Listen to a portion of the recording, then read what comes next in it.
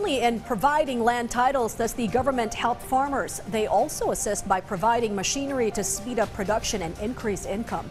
One of those who benefited is a cooperative in Cagayan. Let's dig deeper.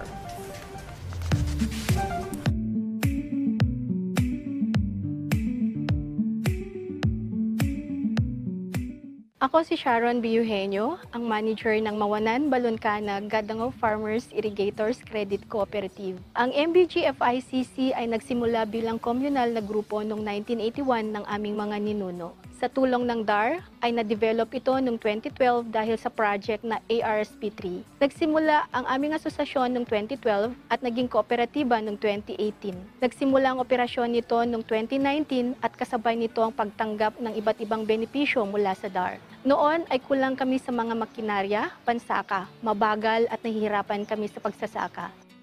Noong April 17, 2024 sa Cauayan City ay kasama kami sa 23 Agrarian Reform Beneficiary Organization na nakatanggap ng 80 farm machineries equipment. Sa aming mahal na DAR Secretary, Secretary Conrado M. Estrella III, sa lahat ng bumubuo sa Department of Agrarian Reform. At lalong-lalo na sa ating mahal na Presidente, PBBM, taos-puso pong pasasalamat. Ang 4-wheel drive 95 horsepower tractor na aming natanggap ay makakatulong sa paglago ng aming arbo dahil dito at sa iba pang mga benepisyo ay mayroong karagdagang pangkabuhayan ang aming mga miyembro. Salamat po sa inyong programa, lalo na po sa amin na nasa laylayan ng lipunan.